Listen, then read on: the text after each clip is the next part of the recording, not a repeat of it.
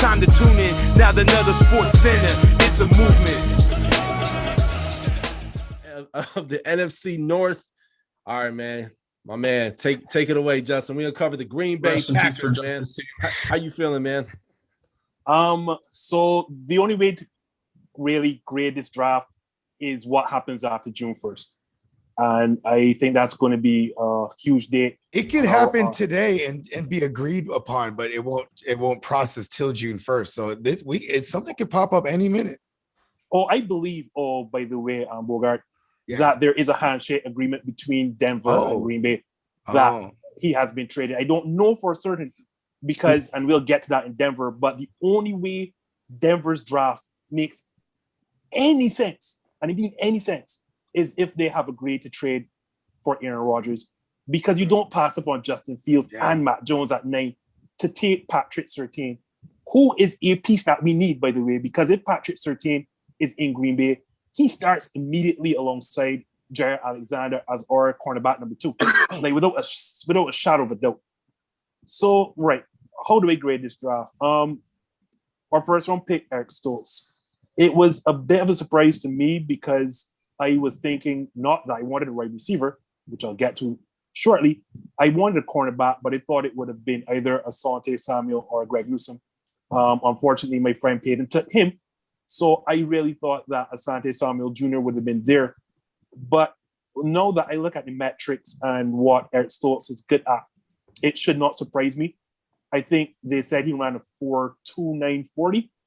And why that is important, look at the 3 of the 4 biggest plays in the NFC Championship game, and you'll understand why. Scotty too hot. He burning his ass. Burning Kevin King. So Kevin King, we'll get to him now. Kevin King, the first touchdown in the game, was burned by Mike Evans. Got Mike Evans get behind him, touchdown. The last play of the first half, Scotty Miller, as you correctly said, Bogard, got behind Kevin King, touchdown. And then the final play of the game, Kevin King got burned on the line, defensive holding. Yep. So it is not a shocker that we went for an extremely fast cornerback in Eric Stoltz. A bit developmental if indeed your goal is to win right now, and Eric Stoltz has to play. So, make a bit of a question mark there, but I like his speed. Then we went and took a center / a guy from Ohio State, Josh Myers, who is basically everything that we lost in Corey Linsley. Yeah, obviously, it will take some time. It's going to take some time for him to get to the level of Corey Linsley, but both went to Ohio State. Both even wore was he the guy number. Coming off the ACL? No, I don't think so. No, okay, never mind. I had that wrong. And the weirdest team number, they play the exact same way. I don't think he would have been the best graded center available at that time, but because of what Matt LaFleur likes to do, like as Bogard mentioned, that inside zone running game, he can get to next level very, very quickly, and that's what we want our centers to be able to do. And also his ability to Green Bay alignment, and especially with Bakhtiari's injury right now, we don't know when he's going to be available for next season. You need that versatility. And if you see all of Green Bay's linemen, the one trait that they all have is the ability to play on multiple spots on a lane. And then a pick I like, Amari Rodgers. He is not the prototypical wide receiver that everyone is begging Green Bay to draft. He is more of that gadget player that we're going to lose in Tyler Swervin Irvin. That guy that is that pre-motion guy that you're going to see running behind and all over the place, threatening jet sweeps and all that stuff. Bogard talked about the wrinkles in these play callers that came from the Mike Shanahan coaching tree. That's the one that Matt LaFleur has, that pre-motion stuff to get your eyes going all over the place so you don't know what's going to happen. Yeah, Green Bay and the 49ers and the Rams are always like legit. They're always top 3 in pre-snap motion, like percentage wise. You know what I mean? Like there's everything. Your eyes are going everywhere. You know what I mean? Like, And then the thing is, the eyes are going everywhere, and it's really not where you expect. It's like your eyes are going here. Oh, this inside run. Yeah, where'd that come from? This is depending on what happens in the Aaron Rodgers situation, we know this is a title contending team with him. So I don't expect a lot of the players, although historically Green Bay is known for taking, players from the practice squad, a lot of undrafted rookie free agents. But unlike, let me see here, The rest, maybe this Isaiah McDuffie guy, the inside linebacker from Boston College, because that hell of a name. Yes. That fits the need at inside linebacker, especially when we saw Christian Kirksey was so bad. Thank you, by the way, Payton, because that was an egg. Christian Kirksey was so bad for us in that Mike position. So we had to play a pair of undrafted rookies last season. So, yeah, the bottom half of this draft is not expected to play a lot, but those 3 picks, I think, are solid picks for this team once Aaron Rodgers is playing. Awesome. And assuming that Aaron Rodgers stays, what's your grade? And then if Aaron Rodgers leaves, what's your grade?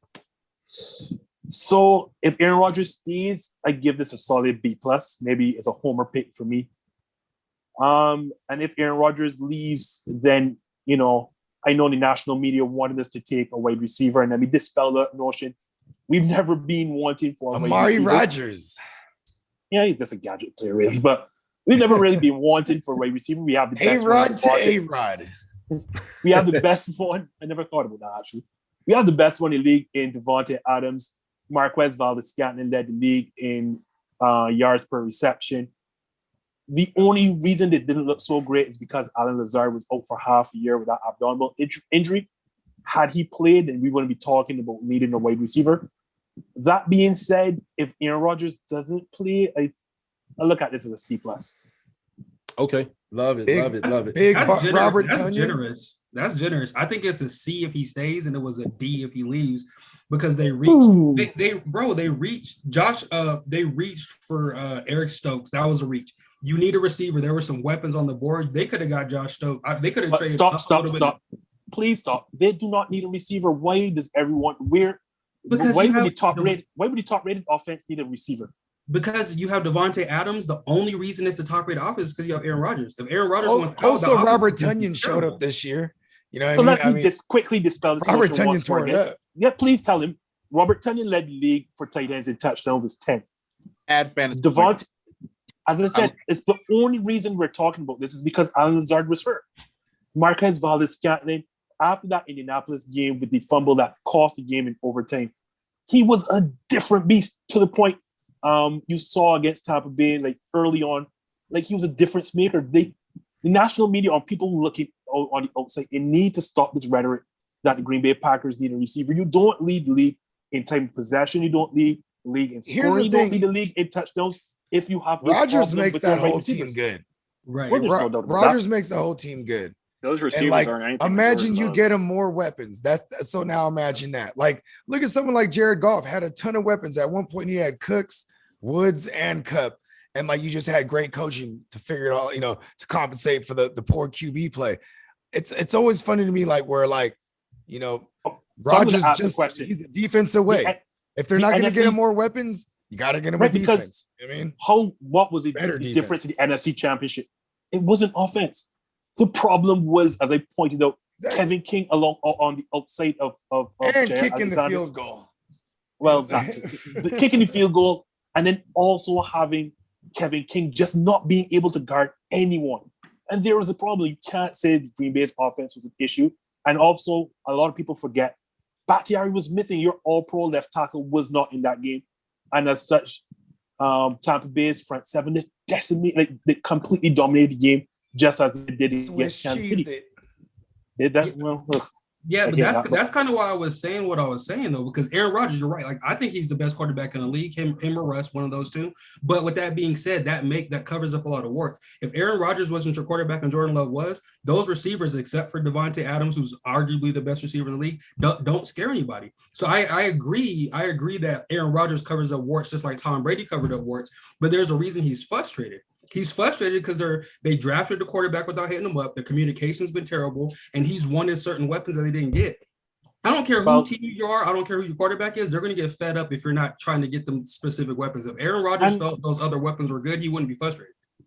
I mean, the frustration, maybe you have a point, but the frustration goes beyond that because a lot of people forget this is a guy, all right, they draft your successor without telling you. Obviously, that's going to frustrate anybody. It's pissed off. On top of that, he proves them wrong. They were down seasons. He comes back and has an MVP season. So what should you have done? You should have traded Jordan Love immediately after that and given him the extension that he wanted. The real frustration came, you didn't trade Jordan Love, and then you asked him to restructure his contract instead of extend. That is what really pissed him off. And I mean, I get your point about getting an extra weapon, but let's make no mistake. Green Bay didn't lose because they're short on wide receivers. Okay, love it. Hey, man, let the Time to debate tune in. Now another sports center. It's a movement.